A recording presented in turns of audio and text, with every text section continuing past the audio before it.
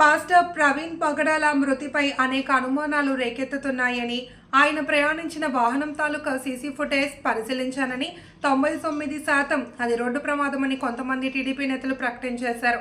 ఇది కరెక్ట్ కాదు అని మాజీ ఎంపీ జీవీ హర్షకుమార్ వ్యాఖ్యానించారు.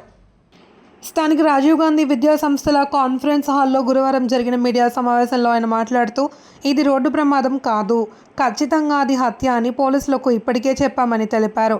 సీసీ ఫుటేజ్లో ప్రమాదానికి ముందు క్లిప్పింగ్స్ వస్తే కానీ ప్రమాదమా లేక ఏది అనేది చెప్పలేమన్నారు. పోలీసులు కావాలనే కేసును ప్రొలాంగ్ చేస్తున్నారు తప్ప నిజాలు తేల్చడం లేదని ఆరోపించారు. ప్రవీణ్ అనే వ్యక్తి 2 రాష్ట్రాలకు సంబంధించిన వ్యక్తి. కేసును మేనేజ్ చేద్దామని ప్రభుత్వం ప్రయత్నిస్తే తీవ్ర పరిణామాలు ఉంటాయని హెచ్చరించారు. డాక్టర్లు తప్పుడు రిపోర్ట్ ఇస్తే హైదరాబాద్లో కాంగ్రెస్ అధికారంలో ఉంది.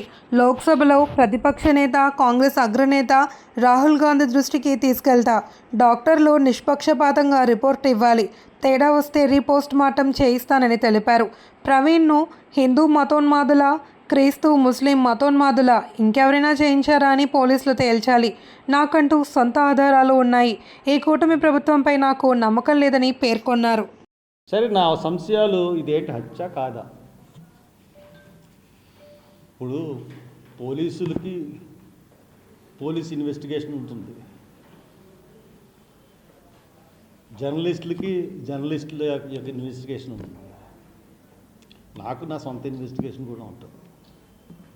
దాని ప్రకారం ఇది మాటికి హత్యే.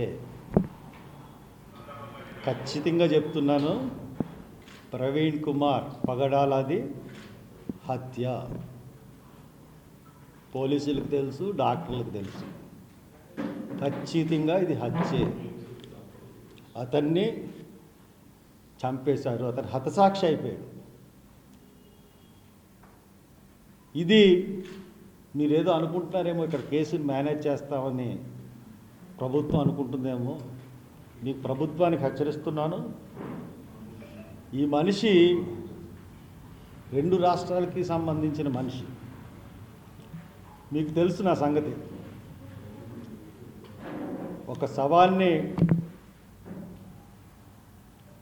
పూడ్చిపెట్టిన 6 నెలలకి మళ్ళీ పోస్ట్ మార్టం చేసి పూడ్చిపెట్టిన శవాన్ని 6 నెలల తర్వాత తీయించి మళ్ళీ రీపోస్ట్ మార్టం చేసిన మనిషిని నేను.